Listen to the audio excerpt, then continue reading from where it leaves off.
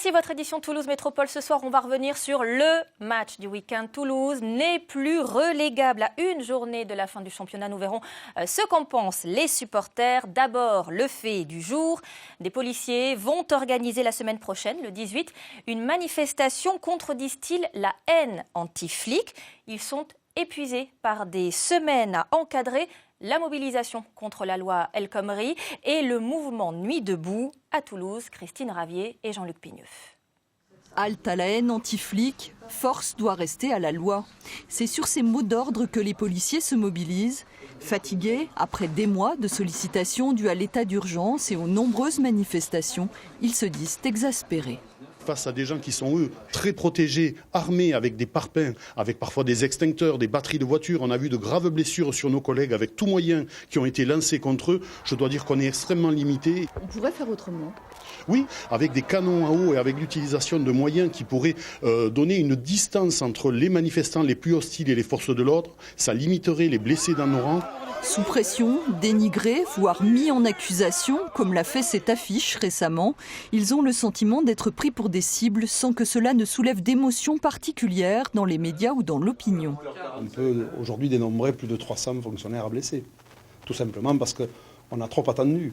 Vous passez 1 heure, 1 heure et demie, 2 heures à recevoir des projectiles et on va nous donner l'ordre d'interpeller au moment où tout le monde sera parti. Forcément, on attend tous l'ordre qui va nous aider à faire notre métier, c'est-à-dire interpeller les individus, voire même aller un peu plus loin, aller casser tous ces groupuscules d'individus. Les policiers manifesteront leur colère le 18 mai. Le mot d'ordre est national. À Toulouse, ils se réuniront devant le commissariat de l'embouchure. Rejoints par les policiers municipaux, ils espèrent avoir le soutien explicite de la population. En bref, toujours à Toulouse, une crèche associative fermée pour 3 mois en raison de dysfonctionnement. Pour la préfecture, la rotation des agents ne permet pas un encadrement stable et affectif pour les enfants. Ils sont 25, ils ont entre 0 et 2 ans. Une enquête judiciaire pour malversation financière a aussi été ouverte. L'invité du jour est un homme heureux, en tout cas soulagé. Son club, le TFC, sort de la zone de relégation à une journée de la fin du championnat. Maxime Allais, bonsoir. Bonsoir. Vous êtes membre du club de supporters les Indians Tolosa.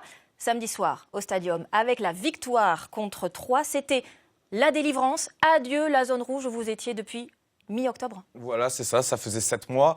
On a eu la chance d'avoir des résultats favorables de nos concurrents et une victoire très jolie contre Troyes, ce qui nous a permis de prendre les 3 points, de sortir de cette zone de relégation. Alors vous parlez des concurrents et effectivement, pour la petite histoire, l'entraîneur Pascal Duprat, il avait dit aux joueurs, surtout vous ne vous tenez pas au courant des résultats des autres matchs. Évidemment, le public, il n'a pas fait la même chose. À un moment, l'info a commencé à circuler. Il y a eu cette Ola dont on a les images. On va les voir. 5 minutes de Ola dans le stade.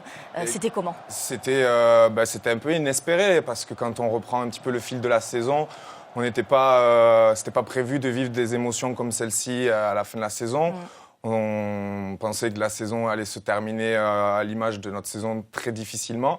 Et voilà, en effet, il y a eu un engouement qui s'est créé autour de l'arrivée de Pascal Duprat. Les résultats ont confirmé cet engouement.